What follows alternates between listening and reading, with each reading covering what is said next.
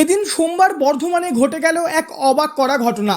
এই ঘটনার কথা জানলে আপনারাও অবাক হবেন।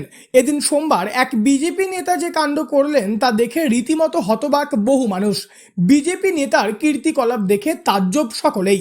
এদিন এই বিজেপি নেতা চুল দাড়ি গোঁফ কেটে রীতিমতো মাথা ন্যাড়া হয়ে গঙ্গায় 108টা ডুব দিয়ে পুজো দিলেন হনুমান মন্দিরে। তবে মাথা ন্যাড়া করার কারণ জানলে চমকে যাবেন। তৃতীয়বারের জন্য প্রধানমন্ত্রী হিসেবে রবিবার শপথ নিয়েছেন নরেন্দ্র মোদী। আর এদিন সোমবার সেই আনন্দে নিজের চুল দাড়ি গোঁফ কেটে ফেললেন বর্ধমানের এক বিজেপি নেতা।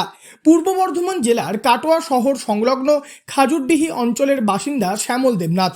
পেশায় তিনি ব্যবসায়ী। তবে 2014 সাল থেকে শ্যামলবাবু বিজেপি পার্টির সঙ্গে যুক্ত রয়েছেন। তিনি খাজুরডিহি অঞ্চলের 15 নম্বর বুথের বুথ সভাপতি। প্রথম থেকেই ভারতীয় জনতা পার্টির একনিষ্ঠ ভক্ত বর্ধমানের এই শ্যামল দেবনাথ।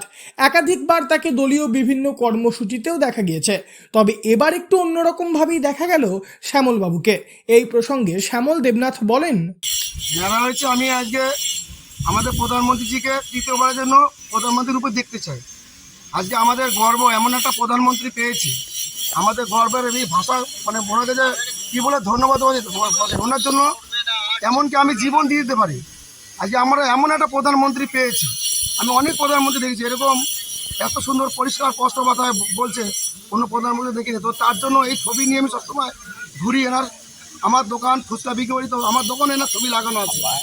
তো আমি এনার জন্য আমি প্রতিজ্ঞা করেছি, যেদিনকে তৃতীয়বারের জন্য প্রধানমন্ত্রী শপথ গ্রহণ করবেন, তো সেদিনকে আমি চুল দাড়ি একদম কামিয়ে গঙ্গায় গিয়ে 108টা ডুব দিয়ে পত্রিকা ভঙ্গ করব।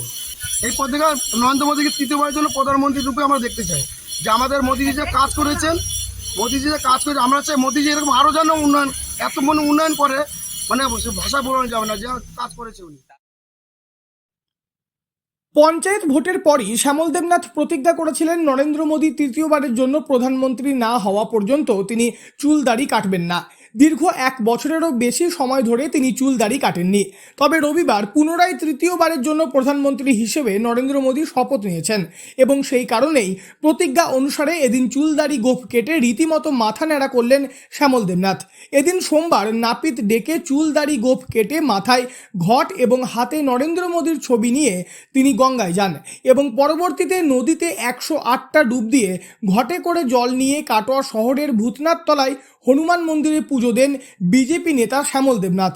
তৃতীয়বারের জন্য প্রধানমন্ত্রী নরেন্দ্র মোদী হওয়ার কারণে বিজেপি নেতা শ্যামল দেবনাথের এহেন কর্মকাণ্ড সত্যিই একটু অবাক করা।